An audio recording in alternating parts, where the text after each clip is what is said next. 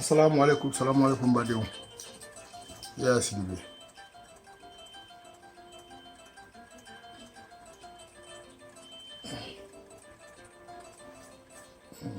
Comment on a fait comme ça? Don. Mais j'ai quand même beaucoup d'espoir parce que moi, mon message ultime, il doit. Certains commencent à avoir réellement des prises de conscience. Mais ce que les gens doivent savoir,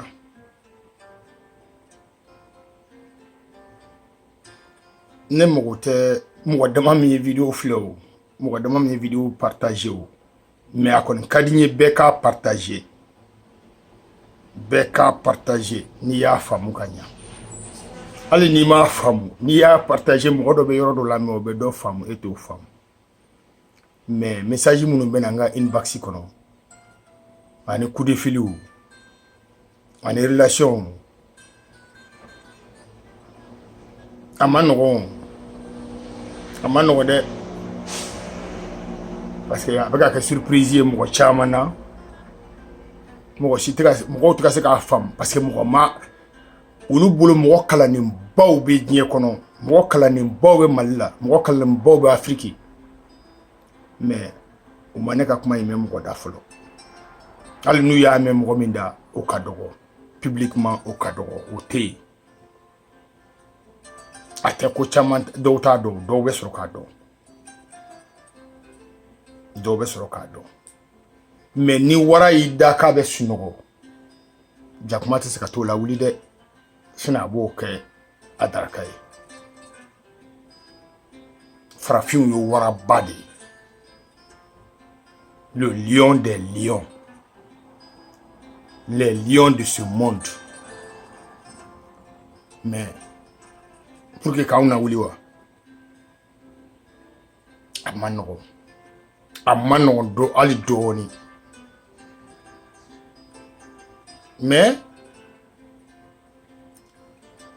vraiment pour aujourd'hui là, ça va blesser ou bien ça va choquer ou bien certains seront fâchés. Parce que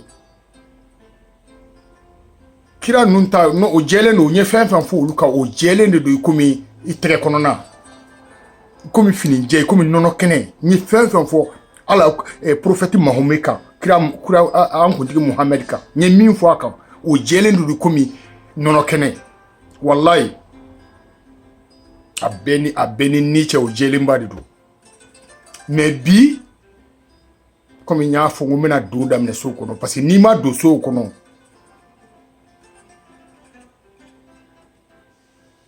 faut te damne kenemo parce que ala côté ni folo ko ne ya oké famille ka o ka nyogon don aw tinka do nyogona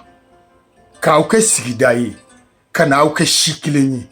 kana o ke dugu kelenye kana o ke jamana kelenye pour que aw ka nation kelen formée dans le monde, une nation des musulmans, mais où il y a un musulman mo intaka ke ko munu ba fo Allahu akbar munu be sun munu be jagabo non, une nation des musulmans, c'est une nation de vérité, une nation des responsables, une nation des hommes et des femmes dans l'amour, dans l'entente et dans la cordialité. N'a te se ka communier ensemble, n'a te se ka fara ɲɔgɔn kan, n'a te se ka dia hali ni aw kɛra nation sugu ye, vous êtes condamnés à être effacés tôt ou tard.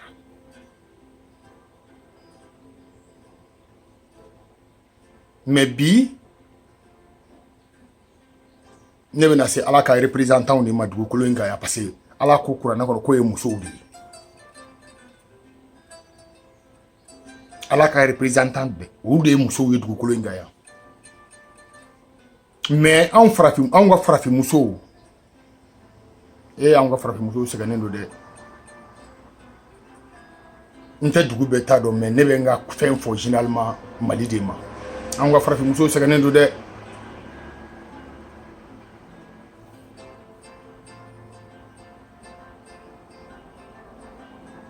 u sɛgɛnnen don fo k'a fɔ k'u sɛgɛnnen don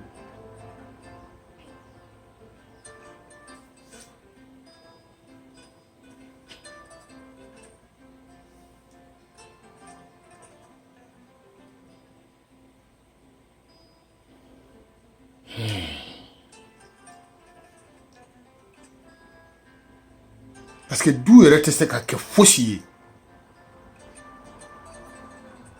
ni muso ɲuman tɛ du min kɔnɔ n'i ye du 100 o du 100 denmisɛnnin bɛ du min kɔnɔ n'i ye du 100 o du 100 bɔ musow b'u janto du min denmisɛnninw na du min kungo la du min ka problème na a bɛ 98% bɔ a bɛ du 90 du 8 ou bien du i bɛ du 100 dɔw bɔ i tɛ cɛ kelen sɔrɔ cɛ min y'a janto den fitininw na ka yɛlɛ donc ni anw ka éducation 98% ce sont les femmes qui nous donnent l'éducation après que Dieu a pris son repos. Donc ni den ye san 6 bɔ kaban dɔn Ala b'i sen bɔ a la a tɔ bɛ to den ba de ma généralement parce que faw b'u sen kan ne kɔni bɛ fa caman dɔn olu b'u sen kan n y'o f'i ye n'i ye 100 o 100 bɔ n'i ye den 100 o 100 bɔ i b'a sɔrɔ den 90 ani den 8 ou bien den 99 o ba de ka exemple ye den na mɔ anw ka société kɔnɔ mais problème dɔw bɛ musow la problème ɲɛfɔbaliw problème caman bɛ musow la kɔnɔfɔ ɲɔgɔn t'u bolo lakali yɔrɔ t'u bolo caman makunnen don ka problème kan ni fɛn dɔ b'i dusukun na i tɛ se ka fɛn min ɲɛfɔ i tɛ se ka fɛn min solution tɛ fɛn min na o b'i ranger de o b'i ɲimi kɔnɔ de o b'i ta tiɲɛ de o b'i to i b'i denw bɛɛ lanɔgɔ o b'i to hali i b'i cɛw lanɔgɔ i b'i sigida lanɔgɔ i bɛ jamana lanɔgɔ mais ne bɛna sin dɔw d'aw ma o sin minnu ni ne ka koɲɛɲini olu yira ne na aw k'aw jija fɛn fɛn bɛna n'i ka denbaya lasigili ye kan'a ta ni tulonkɛ ye dɛ kan'a ta ni yɛlɛ ye dɛ i b'a ta ni sérieux de premièrement teri tɛ aw la fɔlɔ muso si tɛ Afrique teri bɛ min na terimuso ɲuman o tɛ yen o t'aw la kɔnɔfɔ ɲɔgɔn teri t'aw la gundo fɔ ɲɔgɔn teri t'aw la o tɛ aw si la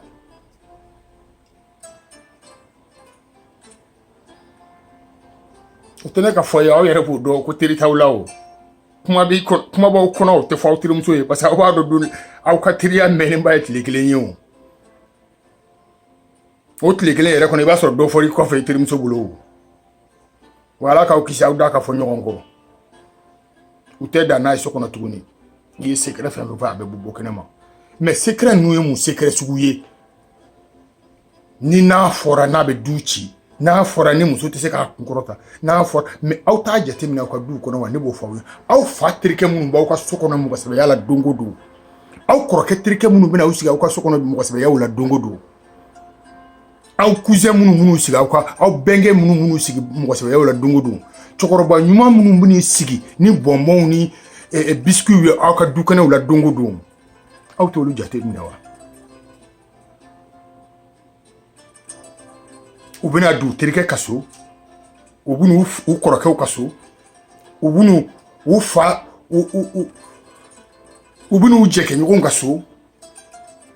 tuma bɛɛ olu de bɛna ni fɛn dɔ ye ka na a di n'a ye so kɔnɔ u tɛ fɛn in di dutigi ma mais fɛn misɛnninw b'u poche kɔnɔ tuma bɛɛ denmisɛnninw ye n'u nana ko a 90% fɛn fɛn bɛna ni tuma bɛɛ ale de ni fɛn mutanninw bɛna so kɔnɔ ani den musomaninw de ka di musomanin fitininw kɔni a bɛna o ta tulonkɛnin na k'olu sigi u sen kan i denmusonin kana so i denmusonin ka sigi kamalenkɔrɔ si sen kan ka bɔ a fitinin na denmuso tɛ cɛkɔrɔba si ka tulonkɛla ye k'o lasigi a sen kan surtout cɛkɔrɔba minnu bɛɛ bɛ sunɔgɔ la surtout dugu min cɛw bɛɛ bɛ sunɔgɔ la ala yɛrɛ ko ten ko mɔgɔ minnu bɛɛ salen don aw kana sɔn aw denmuso bɛ sigi cɛkɔrɔba ninnu sen kan aw kana sɔn aw denmuso bɛ sigi kamalemisɛnnin ninnu sen kan bɛnkɛya t'a la n den fa terikɛ de don o t'a la n den fa kɔrɔkɛ don o t'a la n den fa dɔgɔnin don n den fa don o t'a la cɛkɔrɔba ninnu caman bɛ tulonkɛ denmisɛnnin fitininw na kuma fɔ yɔrɔ tɛ denmisɛnninw bolo mais aw kana filɛ k'u ka dɔgɔ hali n'u bɛ san 2 san 3 wallahi a bɛ graver u cerveau kɔnɔ a b'u kɛ comme esclave dans leur vie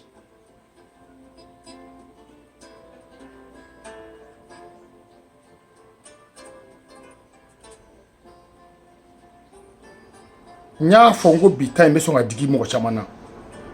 mais bɛɛ ka jateminɛ kɛ i yɛrɛ ka sokɔnɔna na i b'a ye minnu bɛna tuma bɛɛ n'u nana dɔrɔn musomaninw de b'u bolo bɔnbɔninw b'u kun bisikuininw b'u kun fɛn ɲumanninw b'u bolo ka na sama i denw ma i denw bɛ taa k'u sigi u sen kan wallahi u bɛ tulonkɛ i denw na a bɛɛ ni ala cɛ u bolokɔni b'i den fan bɛɛ la a y'o jateminɛ o tɛ bɔ denw na o fɛn minnu don denmisɛnninw bɛ min kalama e ta tiɲɛlen don kaban e kɔrɔbayalen don e donna sitanɛ ka tɔn na o den fitinin ninnu bɛ ala ka tɔn de la i bɛ fɛn fɛn k'u la wallahi a tɛ bolo kɔnɔ wa a lakali yɔrɔ tɛ parce que n'a kuma kun tigɛra ba ye ba bɛ bugɔli da den kan fɔlɔ ou bien a bɛ nɛnini da den kan kuma in tɛ taa yɔrɔ si bugɔli ni nɛnini o dun tɛ fɛn in bɔ den kunkolo la o a t'a soumission bɔ a la c'est à dire n'a bɛ kɛ adamaden na kabini fitinin a b'i kɛ mɔgɔ masumalen de a b'i kɛ mɔgɔ a b'i da nɔrɔ de a b'i hakili nɔrɔ de diɲɛ bɛ k'i ɲɛna fu de ye i tɛ valeur dɔ i yɛrɛ la tuguni bɔnbɔn nɔfɛ biscuit nɔfɛ jeunes nɔfɛ tulonkɛfɛnninw nɔfɛ cɛkɔrɔba kolon b'aw ka du kɔnɔ don o don aw mana aw yɛlɛma tuma ale de ni fɛn dɔ bɛ na aw ka so terikɛ kolon b'i dɔgɔninw nɔfɛ i kɔrɔkɛw nɔfɛ u bɛ tulonkɛ la i den musomaninw na o ye kabakow y'an ka du kɔnɔ mais mɔgɔ si da tɛ maga a la mɔgɔ tɛ se k'i yɛrɛ kɛ mɔgɔ ye fewu k'a sɔrɔ dɔ kɛlen bɛ k'i ka dignité bɔsi la aw tɛ dignité valeur dɔn mais denmisɛnninw b'a valeur dɔn n y'o de fɔ aw ɲɛna n'aw den ye sanji k'a bɔ sanji 3 ka yɛlɛ den musomanin n'a b'aw fɛn fɛn ka du kɔnɔ a y'a kɔrɔbɔ sanji 3 ka yɛlɛ fo ka na se sanji 12 ɲɔgɔn na a fɔ k'i b'a ka duloki bɔ k'a k'a ka duloki bɔ a kana a tɛ sɔn du kɛnɛ ma kɔni a tɛ sɔn hali tuma dɔw la chambre kɔnɔ pour que ba ka se ka den musomanin ka duloki bɔ a kana ka fura mɔ a la kabako bɛɛ don mais anw de b'u tiɲɛ an n'an jogo kolonw an n'an da an n'an ka yada an n'an ka yɛrɛdɔnbali anw de b'u tiɲɛ mais nin ye première étape de den musomaninw ka ko la den musomaninw de bɛna kɔrɔbaya k'an ka dugu jɔ k'an ka futur lamɔ aw bɛ ka compter président kan an ka président in ta tiɲɛna o anw bɛɛ ye zéro de mais n'i ma sobasima lajɛ i ka so tɛ mɛn si la anw ka sobasima ye musomanin fitinin ninnu de ye a ye musomanin ninnu ni cɛmaninw ka jɛ u ka bololakara n'u denmisɛnninw a y'a dabila u kɔrɔkɛ terikɛ minnu bɛna so kɔnɔ cɛkɔrɔba kolon minnu bɛna so kɔnɔ fa terikɛ kolon minnu bɛna so kɔnɔ aw mɔkɛ kolon minnu bɛ so kɔnɔ a b'aw kɔnɔ ko cɛkɔrɔba san 90 san 70 san 80 ninnu k'olu b'u yɛrɛ kalama wa u bolo b'aw den musomanin fitininw yɔrɔ bɛɛ la wallahi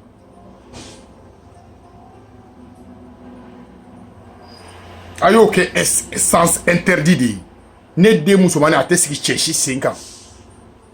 a tɛna sigi cɛ si woro fan kelen kan k'i bɛna bɔnbɔn d'a ma ou bien ko cadeau b'i bolo kana d'a ma donc ça c'est la première étape a tɛ bɔ i denw kɔnɔ fo ka sa surtout n'u ma lakali yɔrɔ sɔrɔ n'u ma kɔnɔfɔ ɲɔgɔn sɔrɔ n'u ma lamɛnbaga ɲuman sɔrɔ et puis ladibaga ɲuman kata anga togo dawla kana blanga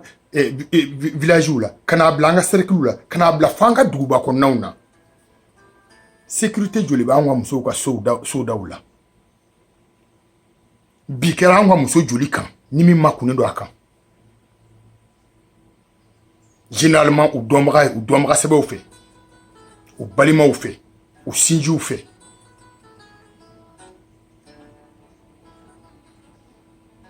baby tado yere be ka solution yini tala ni ma ado fo ni munu bini ka munu yi toro munu yi illa no dem sen nyawla ni aso tu be ni la alisa ibe do fo pour que rem se ki yere soro et puis atigi se ka punition suivi na mado kasola kasokote mais na kamaluya o be o be sini ngene ma mo wore be sran mo wore be maluya ka ko sugu sira antani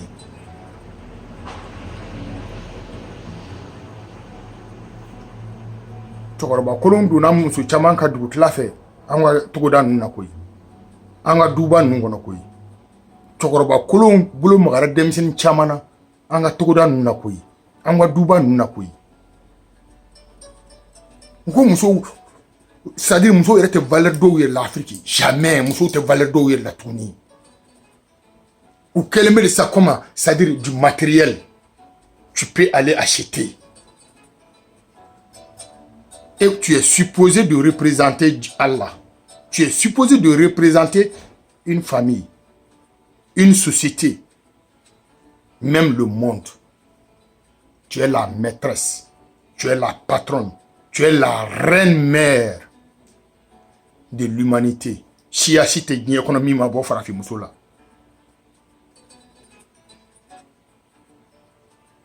N'allez fera muso flatter ce cabé. Tu es assis là. Tiria conditionnel ou de boule.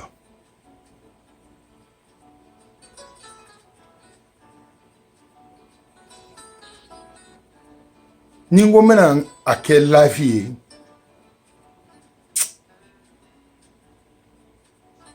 yoro chama benta fait mala moni chuko de là-haut donc et puis je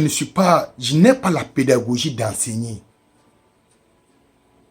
mais j'aimerais transmettre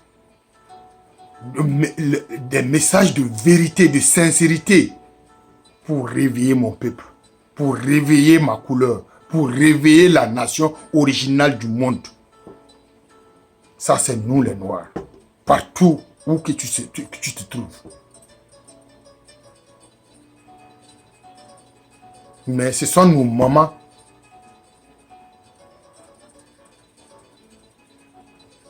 qui doivent être les premières, qui doivent être, c'est-à-dire notre référence, nos exemples.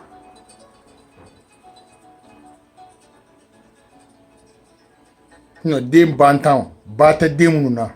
olube segede sino fa te chamana olube balo olube ke fembe meni ba kolon bila dro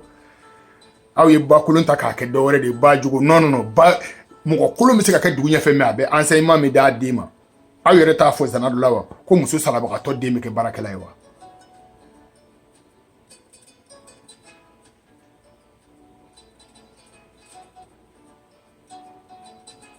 imai ali anga muso tiseka ali furu yere la batuka nyatuni utiseka siki furu kono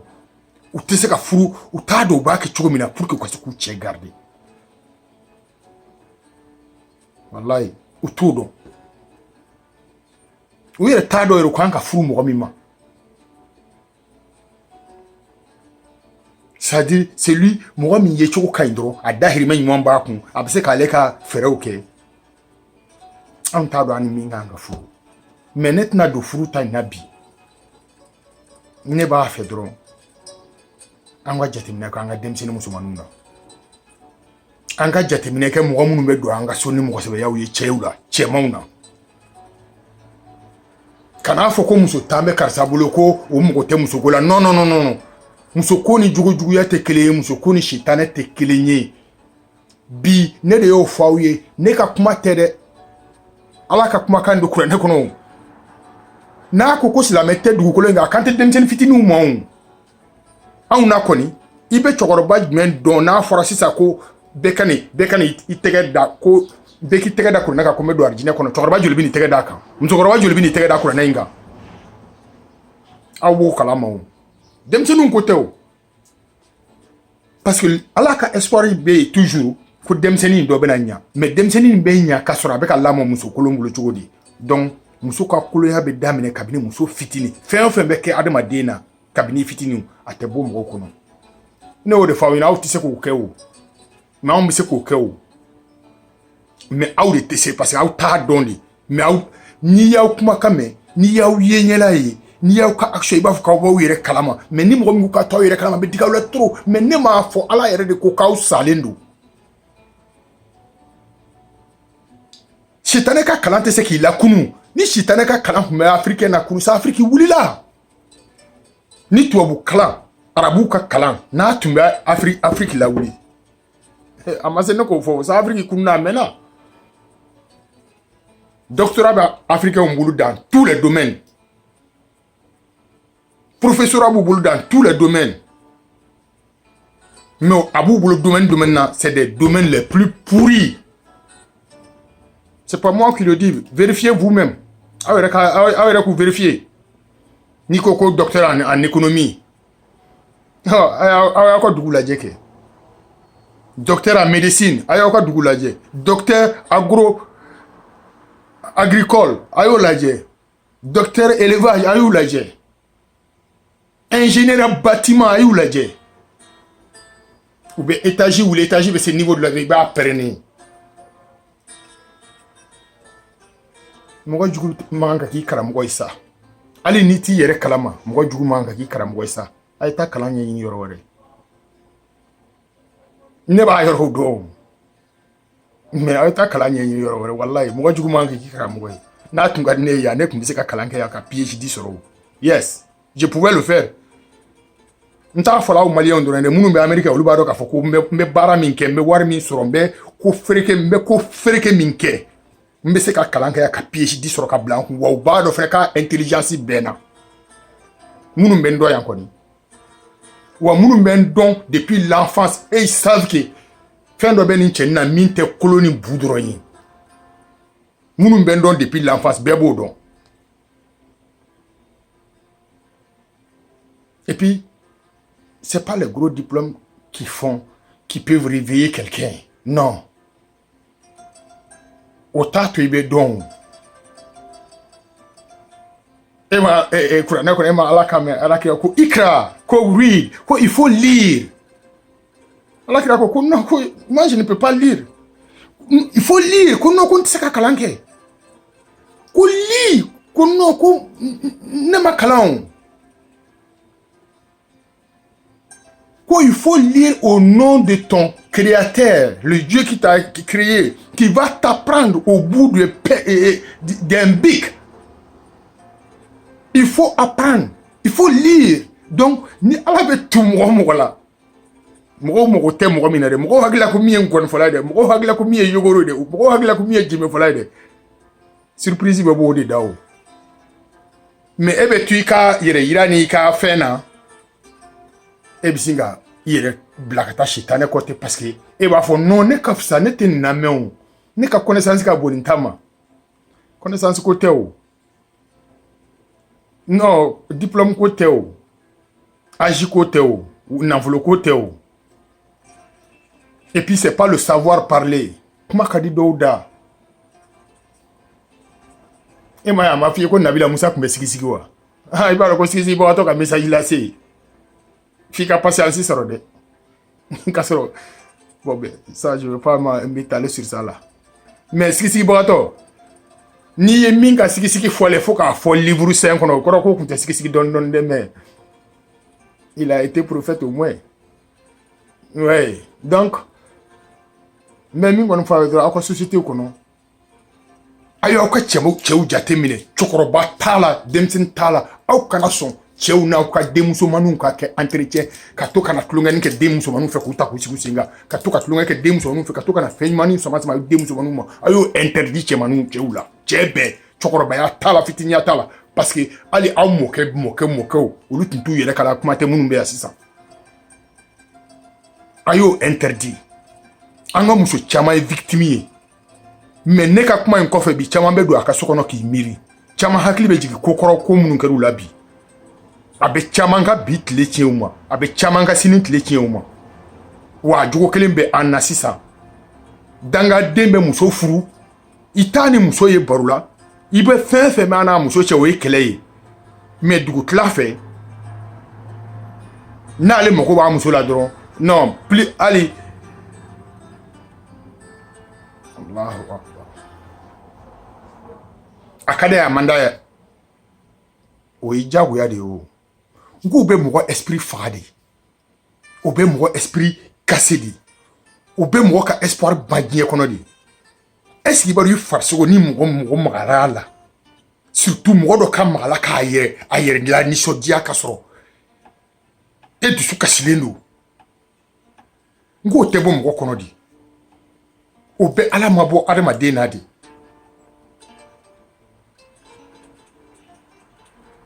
mais o de b'an ka foyer kɔnɔ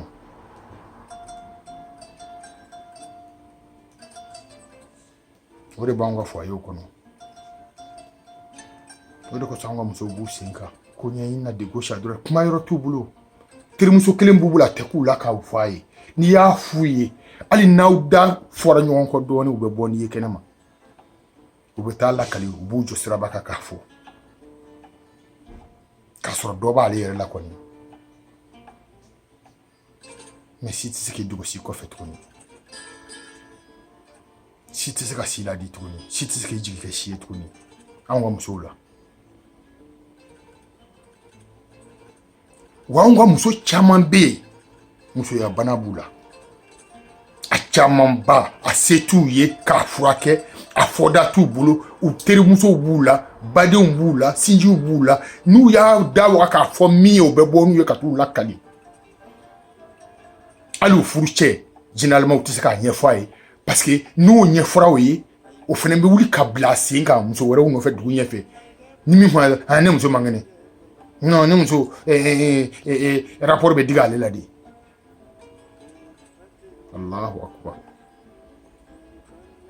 mais o de b'anw ka famille kɔnɔ a ka ca mais il y a les médicaments traditionnels très bien pour ça mais ni cɛ fatɔ b'i bolo n'i b'a dɔn k'i man kɛnɛ n'i ma fura sɔrɔ a la i bɛ cɛ in ta ɲɛnabɔ cogo o cogo i b'a ta ɲɛnabɔ ten sinon a b'i lamaloya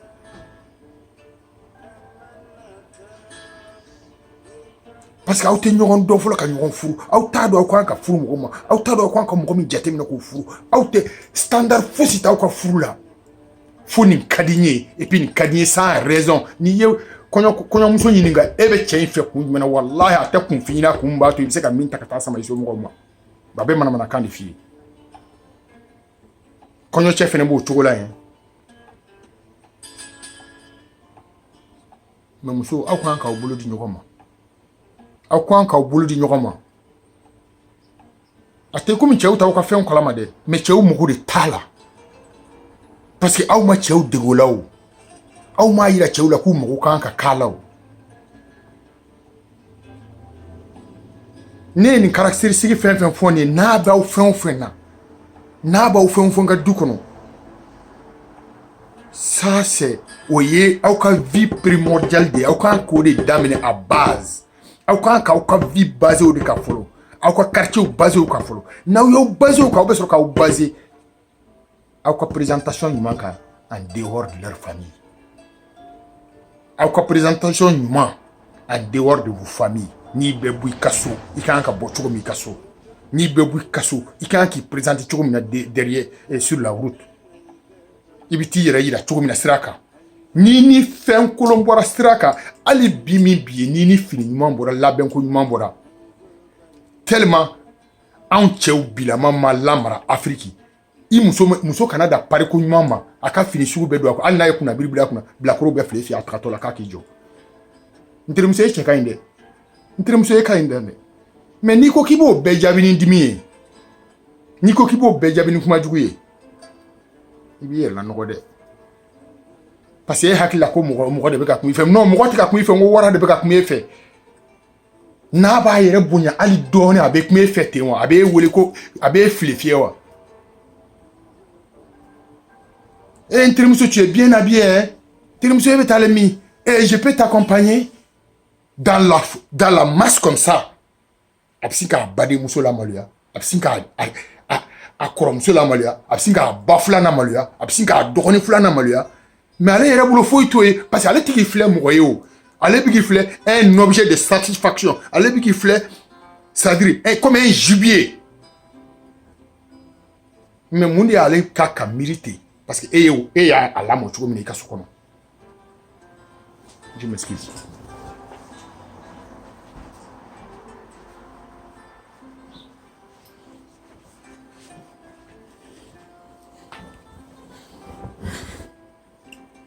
i y'a lamɔ cogo min na ne kan tɛ e yɛrɛ ma mais a ba y'a lamɔ cogo min na a mɔna muso minnu cɛ ma a mɔna du min kɔnɔ a mɔna communauté min kɔnɔ jamana min kɔnɔ a mɔna quartier min na o musow ka lamɔ cogo de b'a permettre k'a b'a a dɔgɔmuso dɔ a kɔrɔmuso a tɛnɛmuso a ba filan tɛmɛtɔ ye a t'o mɔgɔ filɛ mais a b'o filɛ comme sogo un objet pour prendre et puis s'en profiter n'o ka di i tɛ dimi o mɔgɔ kelen min y'i wele jama in na a tigi kana complexer il faut te mettre à l'aise parce que i b'a bila i kunna fɔlɔ de k'ale t'a yɛrɛ kalama n'i m'o bila i kunna i tɛ se ka dealer n'ale ye o i tɛ se k'ale manager donc i jɔ dɔrɔn i bɛ yɛlɛmisɛnnin k'a fɛ dɔrɔn i b'ale wele ka bɔ jama in na n'a nana ta i bɛ question poser a kun eh mon frère ça va bien e tɔgɔ e jamu ah c'est gentil ah cɛ e bɛ ka ne apprécier cogo min na ta mais ne bolo c'est pas la meilleure manière i m'a ye wa an ka essayer ka ɲɔgɔn bonya sa ne dɔgɔnin de ye ou bien ne kɔrɔ de ye ne bɛnkɛ de ye ou bien ne fa de ye aw kana an bɛɛ filɛ comme si nous sommes des débauches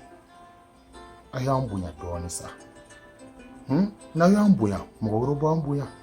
n'aw y'an lakana mɔgɔ wɛrɛw b'an lakana aw ni anw on est condamné à vivre ensemble f'an ka sa anw de kan ka kɛ ɲɔgɔn jigi ye aw kana an mana minɛ sira kan sa aw kana an mana féliciter sira kan sa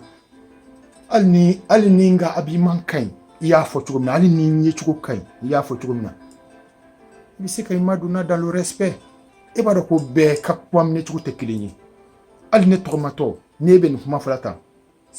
n senw bɛ fereke